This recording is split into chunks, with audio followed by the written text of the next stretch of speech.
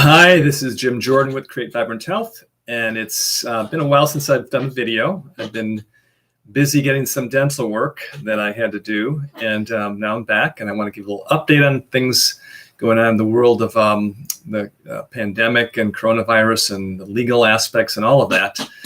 And so today's video was titled that we don't have a health crisis or health pandemic, we have a crisis in lack of courage. And this video is not for those people that are obviously dead set that we are in some big major health crisis. I'm not trying to persuade you. I'm talking to people who at least suspect that we don't have a health crisis. If they look around with their eyes, they go like, wow, this is not as bad as I thought it was going to be. Or now that the CDC says that basically only 6% of people that we said died from COVID-19 died exclusively from COVID-19.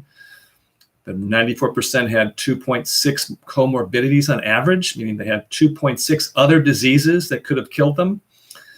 So for many of us, there's a lot of people that suspect this is really not a pandemic, or they know it's not a pandemic, but they're complying anyway, and with the regulations and the fear mongering just because they feel they have to. But so this is for people who are ready to access their courage. And at the beginning of this whole thing, I talked to a friend of mine who is pretty savvy, and I was going to have a conversation with my state senator, and he wanted me to pass a message on to my state senator, who's a friend of his too. And he said, make sure that the fellow knows that what we need now is courage and not virtue signaling. And of course, by virtue signaling, it's meant to, to sort of on the surface do things that are virtuous and seen as good, but deep down they're not courageous or correct. And we need leadership in government and business and citizenry that is courageous and not just virtue signaling. So if you actually believe that wearing the mask is helping you, preventing you from getting sick, then you should do that. If you don't believe that, if you don't believe that the governor has a legal authority to shut down your business, then you should act in accordance with that belief. And that might take courage in stepping out and doing some things that are risky, but that's the nature of a system of the consent of the governed, where we have to step out. It is up to us to do it. It's our job to hold government responsible. So if we're going to be compliant with things that we don't agree are true, then that's not consent of the governed. We're not consenting, we're just submitting. Submission is what subjects do to a monarch. Consent is something that the people do through our legislative branch. We want these restrictions on our freedom. We want the restrictions on children in school. We think that's important to protect them. And I'm not here to argue the facts about this. I mean, those of you that already understand this, that there is no threat to children from the COVID-19. There's no threat to anybody, basically, other than elderly people who have multiple comorbidities. Other than that, it's about the chance of an auto accident or less than that. I mean, even there's virtually no chance of dying from this or being seriously ill from this. That's just a fact. Unless you have multiple contributing health factors that are taking your health down. And there's plenty of things you could do about that. That's my business for 23 years. Create Vibrant Health. How can you be healthy and strong so infections don't take you down? Now, I'm going to give you a little brief summary too, before I get into the rest of this talk, about a research paper that was put together from some friends of mine that I contributed a few edits to, that is going to be used, that basically took the information that we're finding out from the CDC, the 6% only deaths being caused by COVID-19, and explains that essentially what happened is the CDC violated federal law by making these changes in their policies, their rules and regulations to determine cause of death for COVID-19. And I'm not going to go into great depth about that, but I will provide that information to you when it's going to be available to the public. But it's coming out very soon. And the violation of federal law is very serious. This could really be a big factor that could bring awareness to the CDC, the corruption of the CDC, and actually what's behind all this. But for now, I just want to notify you that this thing that we're hearing from the CDC could be a preemptive way to say that, oh yeah, we already know it's only 6%, but the bigger picture is they broke the law. At least that's what the allegations are in the paper that I contributed an edit or two to, and that's going to be sent to the Justice Department, hopefully. So, but for now, I want to talk about courage. So I want to give you an example, a couple examples of courage. It takes courage to go into a store now without a mask. And someone who's very close to me did that, an elderly woman who's been shopping without a mask for a long time, letting people know she has a health condition, she can't wear a mask, no problem. But she kept doing that. And then she was just the other day was actually kicked out of the store by the manager, not even allowed to finish her shopping. Against the law, by the way. They have to provide an option for a person to shop if they can't shop with a mask on. That was not done for her. But it takes a lot of courage to go against the grain. It's not courage to wear a mask and muzzle yourself if you don't believe it. It is if you think that's protecting, it's different. But if you know it's not protecting, that's not courage. That's submission. That's weakness. And we all have that to some degree. I've done it sometimes, and there's times I don't. I push it. But that's not courage, okay? So that's an example of courage. Another example of courage, tremendous courage, is a friend of mine, a good, wonderful guy who has a organization, an environmental organization in Peru that relies on donations for its survival. And he came out, so to speak, in a Facebook post about being a closet conservative. What do you know what that means? Whatever that means. I mean, his whole life he's been a liberal Democrat, and he's just as liberal as ever. But you can't really be a Democrat if you're liberal these days. If you believe in freedom of speech, tolerance of other perspectives, freedom of healthcare choices, it's hard to take that stand. And he took that stand, and at the cost of many people unfriending him, insulting him, and everything. And that took courage. In fact, and even losing donations. I've had to do that too by taking stands that I'm very unpopular with by many of my community that leans very liberal, progressive-y, which I've always considered myself to be too, other than when that position does not protect individual freedom for healthcare and mandating or locking down businesses for things that have not been proven to be a real threat. So there doesn't really make any sense for me to describe politics by left and right or liberal or conservative anymore. It doesn't make sense. It's either freedom or control.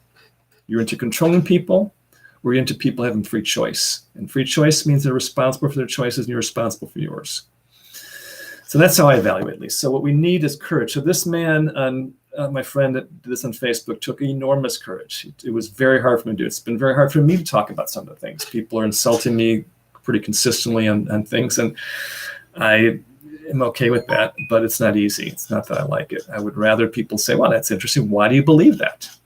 I respect you. You care about people. Instead, some people say, you don't care about people. What do you want to do is kill people? It's like, anyway, so there's a lot of hysteria going on. Primarily, I feel because these people have been terrified by propaganda and lies, and that terror is causing them to lash out at people that threaten them even further because they think they're going to die from something that kills almost nobody. I mean, it's not even an issue. But there are things you can do for your health to protect yourself too. It's important to protect your health. There's many things out there. And in this research paper I referenced earlier, there's a whole section on healthcare treatments actually for COVID-19, the impact of COVID-19 on health that work, whether they're medical treatments or natural treatments.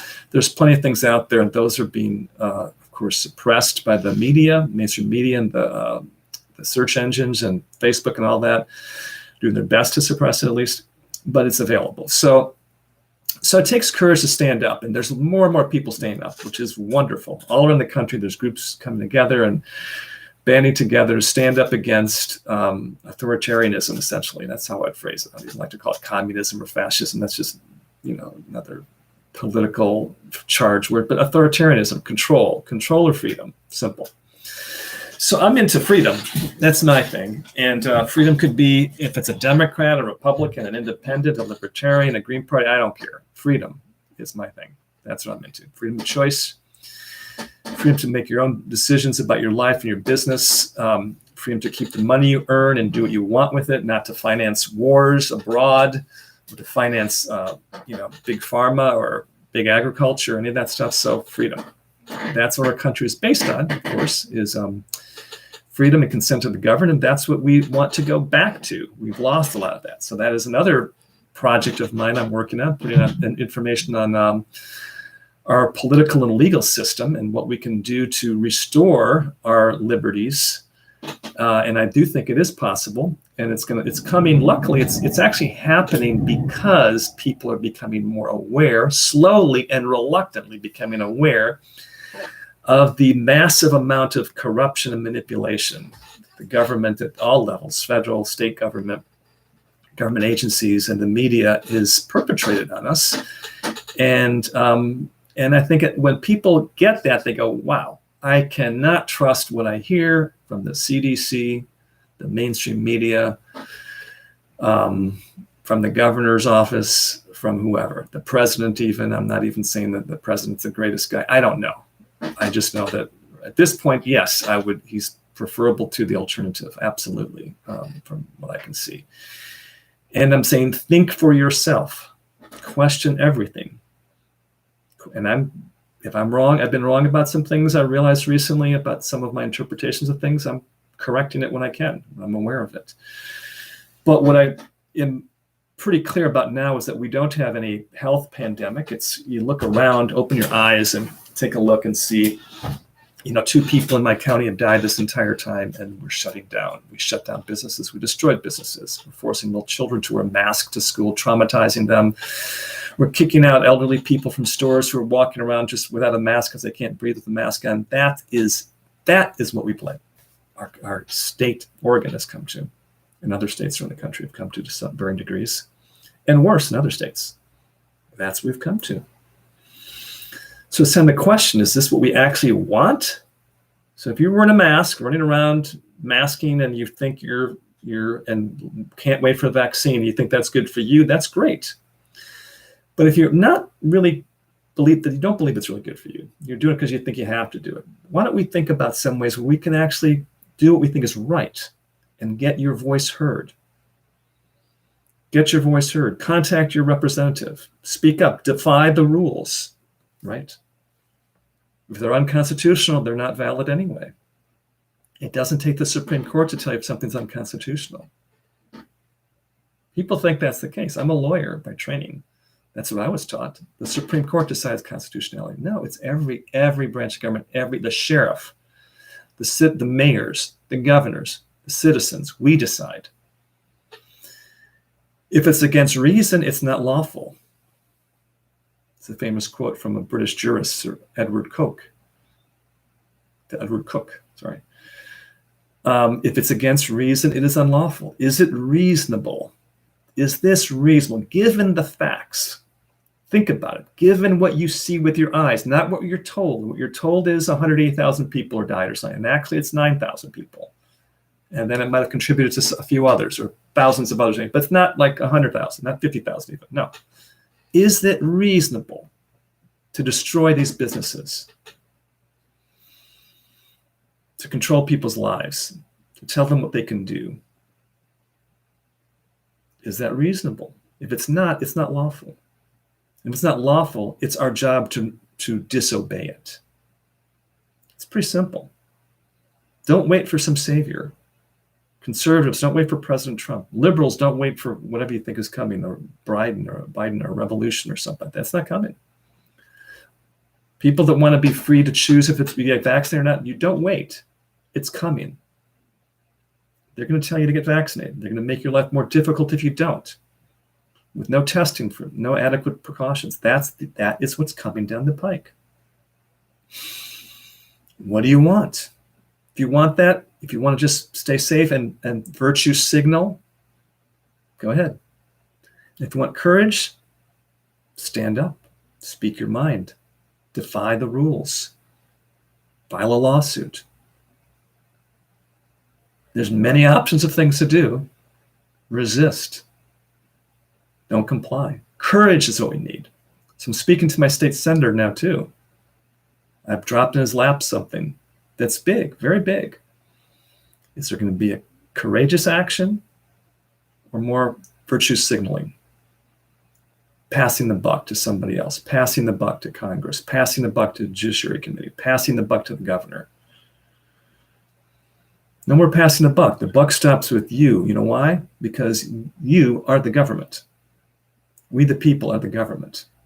We're the sovereigns.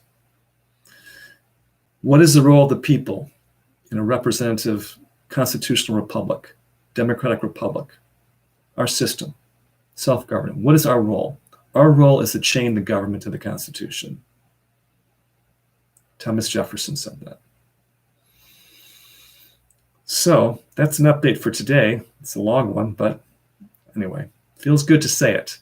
So thank you for those people who have the courage, my friend on Facebook, and this person very close to me, I'm not mentioning your name, but you know who you are, who stood up.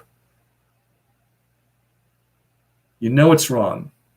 And if you know it's wrong, you're going ahead with it, you're the problem. Not that people think it's right. Not that people are too afraid to think clearly. If you can think clearly and you go along with it, we are the problem. It's our job. So Jim Jordan for Create Vibrant Health and a Citizens Legal Education. Wishing you a wonderful day.